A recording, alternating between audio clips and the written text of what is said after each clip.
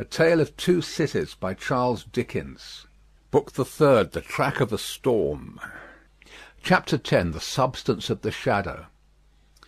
I, Alexandre Manette, unfortunate physician, native of Beauvais, and afterwards resident in Paris, write this melancholy paper in my doleful cell in the Bastille, during the last month of the year 1767. I write it at stolen intervals, under every difficulty. I design to secrete it into the wall of the chimney, where I have slowly and laboriously made a place of concealment for it. Some pitying hand may find it there, when I and my sorrows are dust. These words are formed by the rusty iron point with which I write with difficulty in scrapings of soot and charcoal from the chimney, mixed with blood, in the last month of the 10th year of my captivity. Hope has quite departed from my breast. I know from terrible warnings I have noted in myself that my reason will not long remain unimpaired, but I solemnly declare that I am at this time in the possession of my right mind, that my memory is exact and circumstantial, and that I write the truth, as I shall answer for these my last recorded words, whether they be ever read by men or not, at the eternal judgment seat. One cloudy moonlight night, in the 3rd week of December, I think the 22nd of the month, in the year 1757, I was walking on a retired part of the quay by the Seine, for the refreshment of the frosty air, at an hour's distance from my place of residence in the street of the School of Medicine, when a carriage came along behind me, driven very fast. As I stood aside to let that carriage pass, apprehensive that it might otherwise run me down, a head was put out at the window, and a voice called to the driver to stop. The carriage stopped as soon as the driver could rein in his horses, and the same voice called to me by my name. I answered. The carriage was then so far in advance of me that 2 gentlemen had time to open the door and alight before I came up with it. I observed that they were both wrapped in cloaks, and appeared to conceal themselves. As they stood side by side near the carriage door, I also observed that they both looked of about my own age, or rather younger, and that they were greatly alike in stature, manner, voice, and, as far as I could see, face too. "You are Doctor Manette?" said one. "I am." "Doctor Manette, formerly of Beauvais," said the other, "the young physician, originally an expert surgeon, who, within the last year or two, has made a rising reputation in Paris?" "Gentlemen," I returned, "I am that Doctor Manette of whom you speak so graciously." "We have been to your residence," said the first, "and not being so fortunate as to find you there, and being informed that you were probably walking in this direction, we followed, in the hope of overtaking you. Will you please to enter the carriage?" The manner of both was imperious, and they both moved, as these words were spoken, so as to place me between themselves and the carriage door. They were armed, I was not. "Gentlemen," said I, "pardon me, but I usually inquire who does me the honour to seek my assistance, and what is the nature of the case to which I am summoned?" The reply to this was made by him who had spoken second. "Doctor, your clients are people of condition. As to the nature of the case, our confidence in your skill assures us that you will ascertain it for yourself better than we can describe it. Enough. Will you please to enter the carriage?" I could do nothing but comply, and I entered it in silence. They both entered after me, the last springing in after putting up the steps. The carriage turned about and drove on at its former speed. I repeat this conversation exactly as it occurred. I have no doubt that it is, word for word, the same. I describe everything exactly as it took place, constraining my mind not to wander from the task. Where I made the broken marks that follow here, I leave off for the time, and put my paper in its hiding place. Broken mark. The carriage left the streets behind, passed the North Barrier, and emerged upon the country road. At 2/3 of a league from the barrier, I did not estimate the distance at that time, but afterwards, when I traversed it, it struck out of the main avenue, and presently stopped at a solitary house. We all three alighted, and walked by a damp soft footpath in a garden where a neglected fountain had overflowed, to the door of the house. It was not opened immediately, in answer to the ringing of the bell, and one of my two conductors struck the man who opened it with his heavy riding glove across the face. There was nothing in this action to attract my particular attention, for I had seen common people struck more commonly than dogs. But the other of the two, being angry likewise, struck the man in like manner with his arm. The look and bearing of the brothers were then so exactly alike that I then first perceived them to be twin brothers. From the time of our alighting at the outer gate, which we found locked, and which one of the brothers had opened to admit us, and had relocked, I had heard cries proceeding from an upper chamber. I was conducted to this chamber straight, the cries growing louder as we ascended the stairs, and I found a patient in a high fever of the brain, lying on a bed.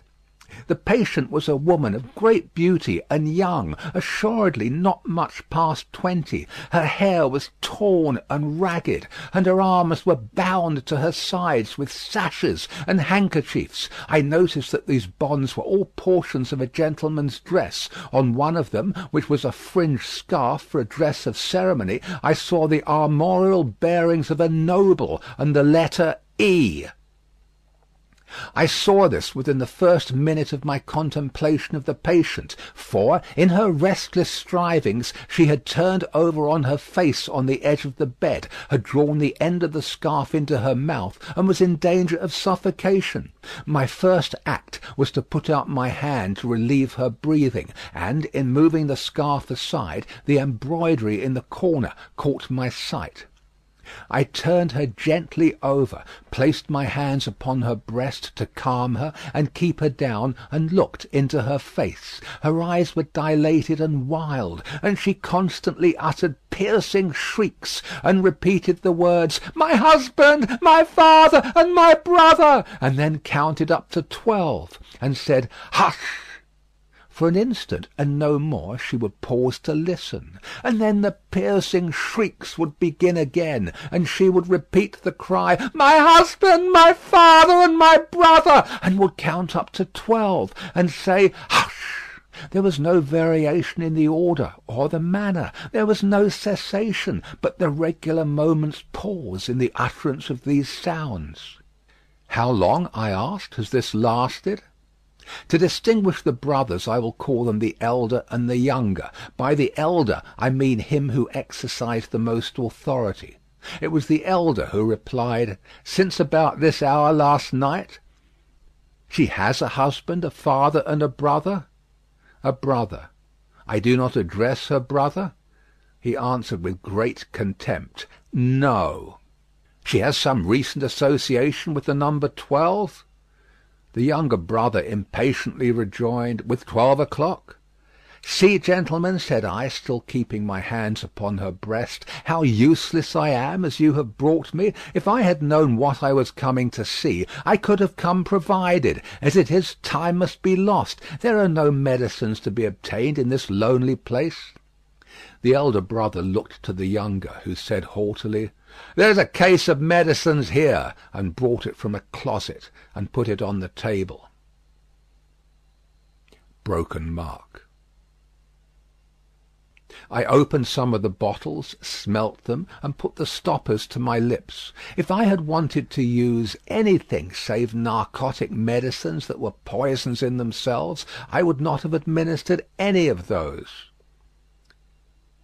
"Do you doubt them?" asked the younger brother. "You see, monsieur, I am going to use them," I replied, and said no more. I made the patient swallow with great difficulty and after many efforts the dose that I desired to give. As I intended to repeat it after a while, and as it was necessary to watch its influence, I then sat down by the side of the bed. There was a timid and suppressed woman in attendance, wife of the man downstairs, who had retreated into a corner. The house was damp and decayed, indifferently furnished, evidently recently occupied and temporarily used. Some thick old hangings had been nailed up before the windows to deaden the sound of the shrieks. They continued to be uttered in their regular succession, with the cry, "My husband! My father! And my brother!" the counting up to 12, and "Hush!" The frenzy was so violent that I had not unfastened the bandages restraining the arms. But I had looked to them to see that they were not painful. The only spark of encouragement in the case was, that my hand upon the sufferer's breast had this much soothing influence, that for minutes at a time it tranquillized the figure. It had no effect upon the cries. No pendulum could be more regular. For the reason that my hand had this effect, I assume, I had sat by the side of the bed for half an hour, with the two brothers looking on, before the elder said, "There is another patient." I was startled, and asked, "Is it a pressing case?"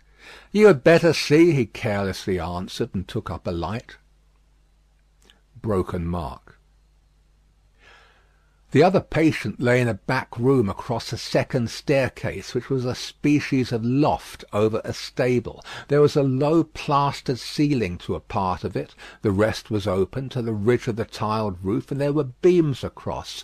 Hay and straw were stored in that portion of the place, faggots for firing, and a heap of apples in sand. I had to pass through that part to get at the other. My memory is circumstantial and unshaken. I try it with these details, and I see them all, in this my cell in the Bastille, near the close of the 10th year of my captivity, as I saw them all that night. On some hay on the ground, with a cushion thrown under his head, lay a handsome peasant boy, a boy of not more than 17 at the most. He lay on his back with his teeth set, his right hand clenched on his breast, and his glaring eyes looking straight upward. I could not see where his wound was, as I kneeled on one knee over him, but I could see that he was dying of a wound from a sharp point. "I am a doctor, my poor fellow," said I. "Let me examine it." "I do not want it examined," he answered. "Let it be." It was under his hand, and I soothed him to let me move his hand away. The wound was a sword thrust, received from 20 to 24 hours before, but no skill could have saved him if it had been looked to without delay. He was then dying fast. As I turned my eyes to the elder brother, I saw him looking down at this handsome boy whose life was ebbing out, as if he were a wounded bird, or hare, or rabbit, not at all as if he were a fellow creature. "How has this been done, monsieur?" said I. "Crazed young common dog, a serf, forced my brother to draw upon him, and has fallen by my brother's sword like a gentleman." There was no touch of pity, sorrow, or kindred humanity in this answer. The speaker seemed to acknowledge that it was inconvenient to have that different order of creature dying there, and that it would have been better if he had died in the usual obscure routine of his vermin kind. He was quite incapable of any compassionate feeling about the boy or about his fate. The boy's eyes had slowly moved to him as he had spoken, and they now slowly moved to me. "Doctor, they are very proud, these nobles, but we common dogs are proud too sometimes. They plunder us, outrage us, beat us, kill us, but we have a little pride left sometimes. Have you seen her, doctor?" The shrieks and the cries were audible there, though subdued by the distance. He referred to them as if she were lying in our presence. I said, "I have seen her." "She is my sister, doctor. They have their shameful rights, these nobles, in the modesty and virtue of our sisters, many years. But we have had good girls among us. I know it, and have heard my father say so. She was a good girl. She was betrothed to a good young man. too, a tenant of his. We were all tenants of his. That man who stands there, the other his brother, the worst of a bad race." It was with the greatest difficulty that the boy gathered bodily force to speak, but his spirit spoke with a dreadful emphasis. "We were so robbed by that man who stands there, as all we common dogs are by those superior beings, taxed by him without mercy, obliged to work for him without pay, obliged to grind our corn at his mill, obliged to feed scores of his tame birds on our wretched crops, and forbidden for our lives to keep a single tame bird of our own, pillaged and plundered to that degree that when we chanced to have a bit of meat we ate it in fear, with the door barred and the shutters closed, that his people should not see it and take it from us. I say, we were so robbed and hunted and were made so poor that our father told us it was a dreadful thing to bring a child into the world, and that what we should most pray for was that our women might be barren and our miserable race die out. I had never before seen the sense of being oppressed bursting forth like a fire. I had supposed that it must be latent in the people somewhere, but I had never seen it break out until I saw it in the dying boy. "Nevertheless, doctor, my sister married. He was ailing at that time, poor fellow, and she married her lover, that she might tend and comfort him in our cottage, our dog hut, as that man would call it. She had not been married many weeks, when that man's brother saw her and admired her, and asked that man to lend her to him, for what are husbands among us? He was willing enough, but my sister was good and virtuous, and hated his brother with a hatred as strong as mine. What did the two then to persuade her husband to use his influence with her to make her willing?" The boy's eyes, which had been fixed on mine, slowly turned to the looker-on, and I saw in the two faces that all he said was true. The two opposing kinds of pride confronting one another, I can see, even in this Bastille, the gentleman's all negligent indifference, the peasant's all trodden down sentiment and passionate revenge. "You know, doctor, that it is among the rights of these nobles to harness us common dogs to carts, and drive us. They so harnessed him and drove him.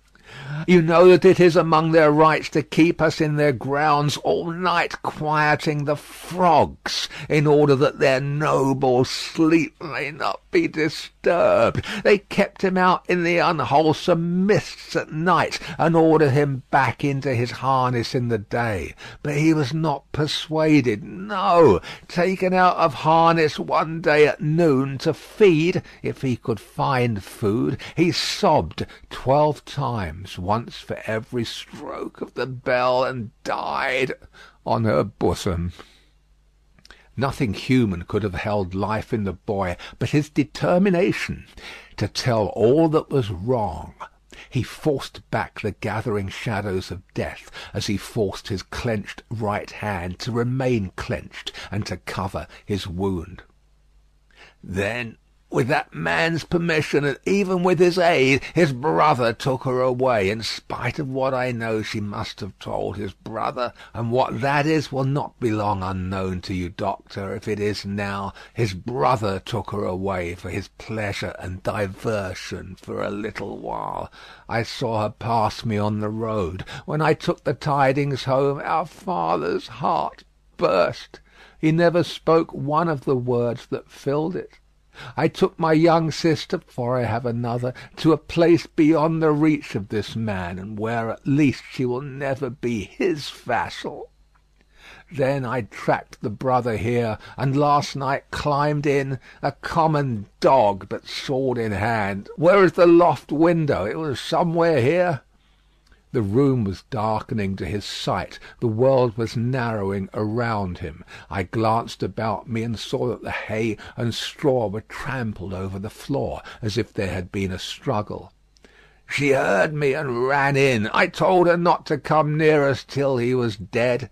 He came in and first tossed me some pieces of money, then struck at me with a whip. But I, though a common dog, so struck at him as to make him draw. Let him break into as many pieces as he will the sword that he stained with my common blood. He drew to defend himself, thrust at me with all his skill for his life.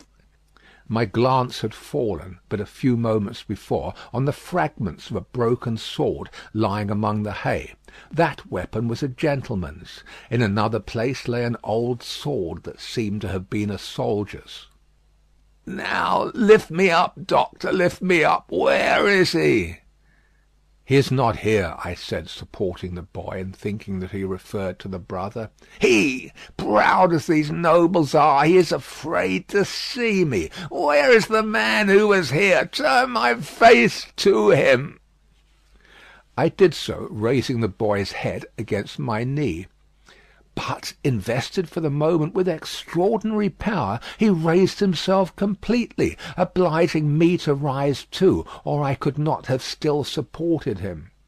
"Marquis," said the boy, turned to him with his eyes open wide and his right hand raised, "in the days when all these things are to be answered for, I summon you and yours to the last of your bad race to answer for them. I mark this cross of blood upon you as a sign that I do it.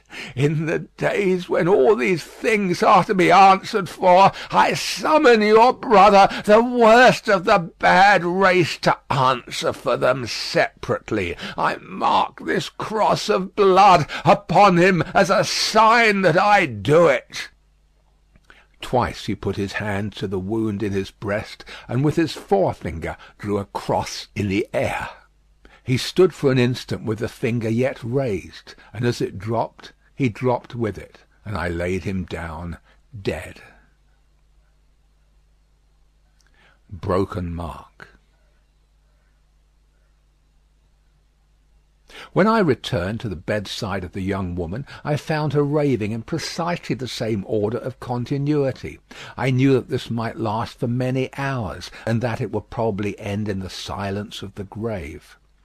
I repeated the medicines I had given her, and I sat at the side of the bed until the night was far advanced. She never abated the piercing quality of her shrieks, never stumbled in the distinctness or the order of her words. They were always "my husband, my father, and my brother, 1, 2, 3, 4, 5, 6, 7, 8, 9, 10, 11, 12, hush!"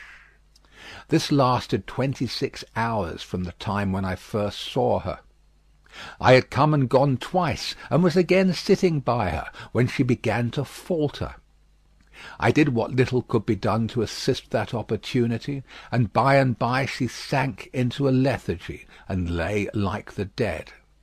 It was as if the wind and rain had lulled at last. After a long and fearful storm, I released her arms, and called the woman to assist me to compose her figure and the dress she had torn. It was then that I knew her condition to be that of one in whom the first expectations of being a mother have arisen, and it was then that I lost the little hope I had had of her. "Is she dead?" asked the Marquis, whom I will still describe as the elder brother coming booted into the room from his horse.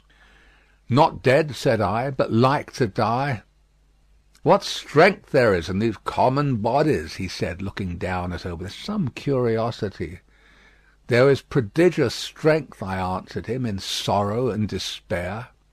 He first laughed at my words, and then frowned at them. He moved a chair with his foot near to mine, ordered the woman away, and said in a subdued voice, Doctor, finding my brother in this difficulty with these hinds, I recommended that your aid should be invited. Your reputation is high, and as a young man with your fortune to make, you are probably mindful of your interest. The things that you see here are things to be seen and not spoken of. I listened to the patient's breathing and avoided answering. "Do you honour me with your attention, doctor?" "Monsieur," said I, "in my profession the communications of patients are always received in confidence." I was guarded in my answer, for I was troubled in my mind with what I had heard and seen. Her breathing was so difficult to trace that I carefully tried the pulse and the heart. There was life and no more. Looking round as I resumed my seat, I found both the brothers intent upon me. Broken mark.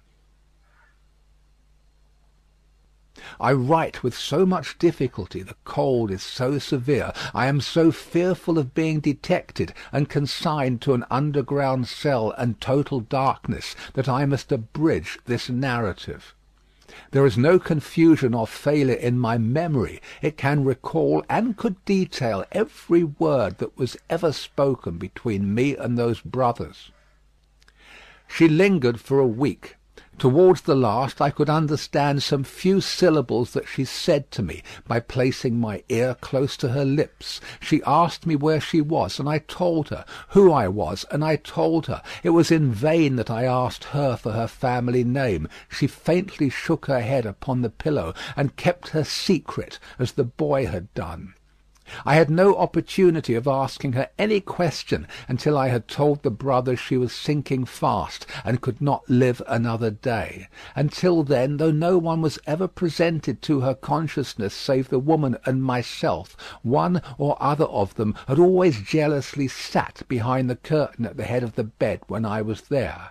But when it came to that, they seemed careless what communication I might hold with her, as if, the thought passed through my mind, I were dying too.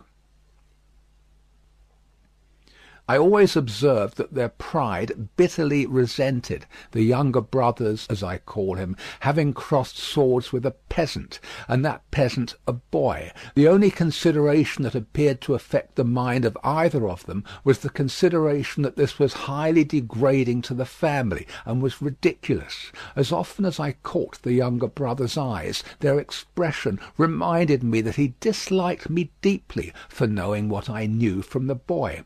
He was smoother and more polite to me than the elder, but I saw this. I also saw that I was an encumbrance in the mind of the elder too. My patient died 2 hours before midnight, at a time, by my watch, answering almost to the minute when I had first seen her. I was alone with her, when her forlorn young head drooped gently on one side, and all her earthly wrongs and sorrows ended. The brothers were waiting in a room downstairs, impatient to ride away. I had heard them, alone at the bedside, striking their boots with their riding whips, and loitering up and down. "At last she is dead," said the elder, when I went in. "She is dead," said I. "I congratulate you, my brother," were his words as he turned around. He had before offered me money, which I had postponed taking.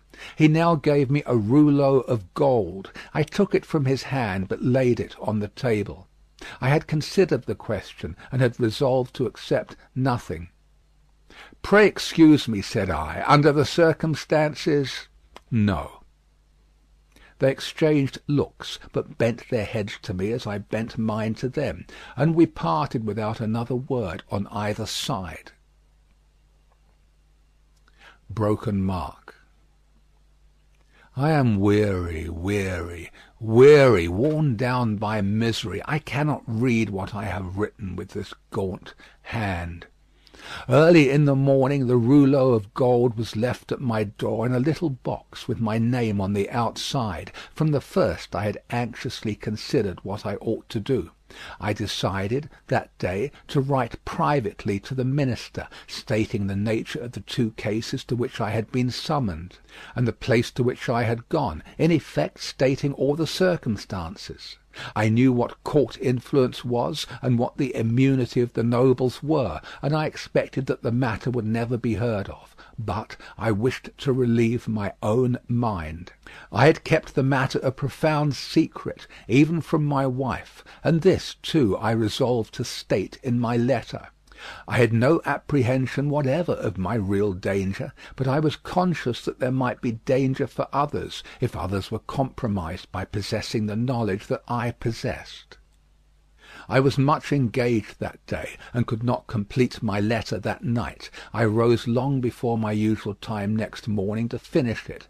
It was the last day of the year. The letter was lying before me, just completed, when I was told that a lady waited, who wished to see me.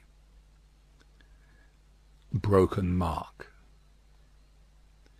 I am growing more and more unequal to the task I have set myself. It is so cold, so dark, my senses are so benumbed, and the gloom upon me is so dreadful.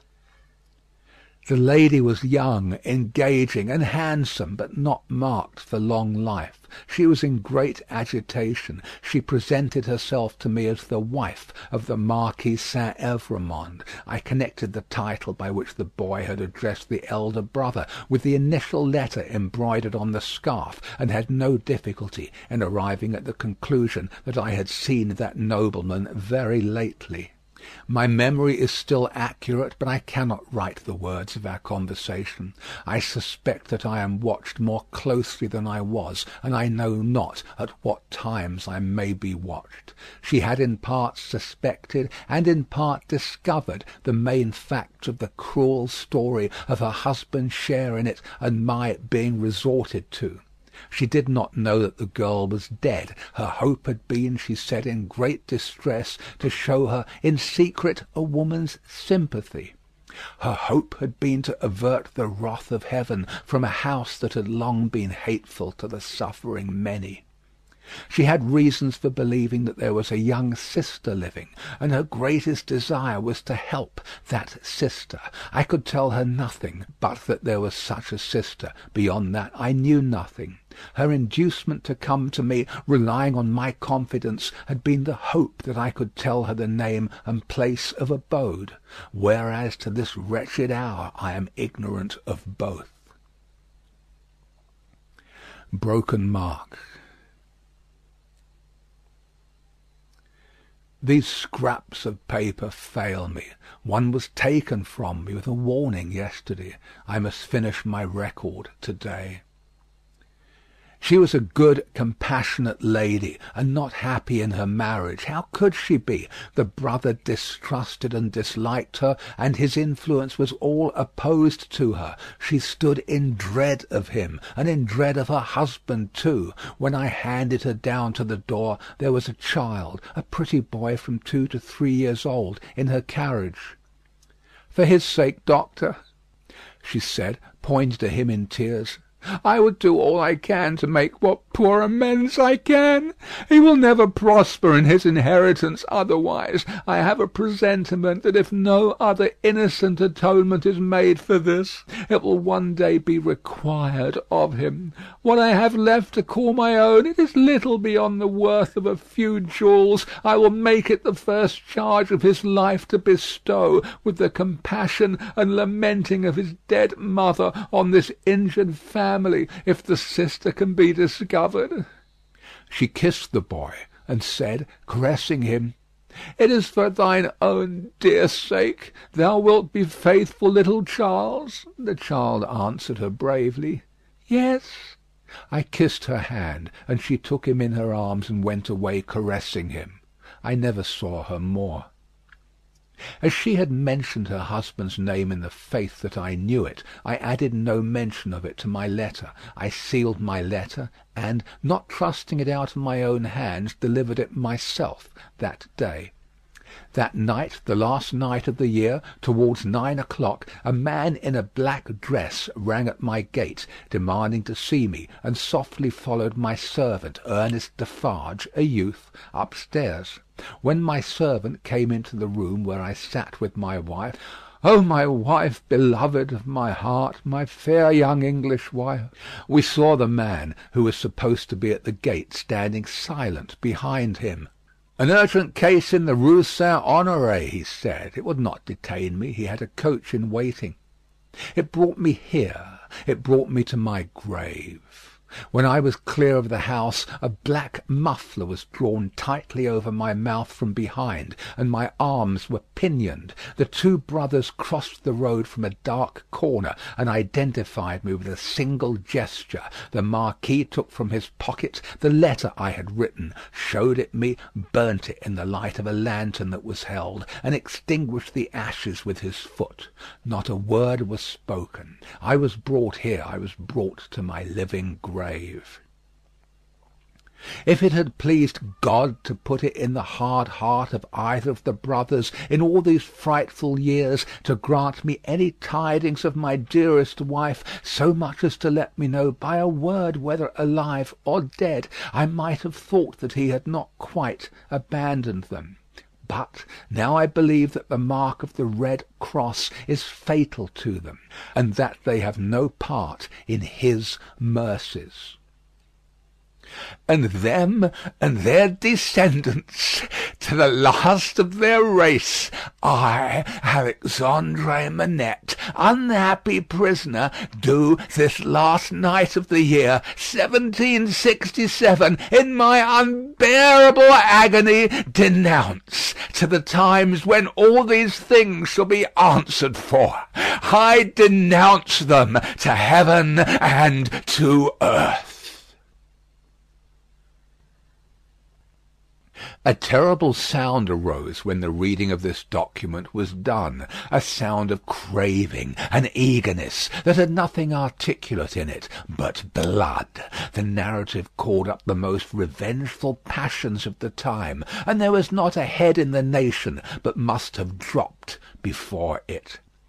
Little need in presence of that tribunal and that auditory to show how the Defarges had not made the paper public with the other captured Bastille memorials borne in procession, and had kept it, biding their time. Little need to show that this detested family name had long been anathematized by Saint Antoine, and was wrought into the fatal register. The man never trod ground whose virtues and services would have sustained him in that place that day against such denunciation.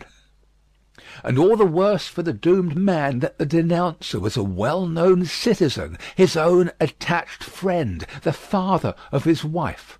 One of the frenzied aspirations of the populace was for imitations of the questionable public virtues of antiquity, and for sacrifices and self-immolations on the people's altar.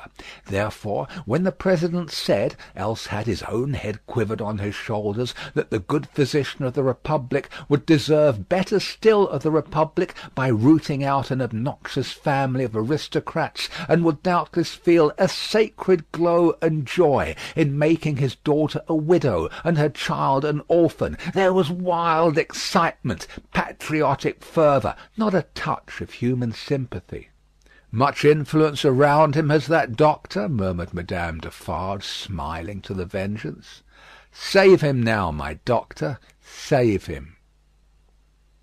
At every juryman's vote there was a roar, another and another, roar and roar, unanimously voted, at heart and by descent an aristocrat, an enemy of the Republic, a notorious oppressor of the people, back to the Conciergerie and death within 24 hours. End of Book 3, Chapter 10. Recording by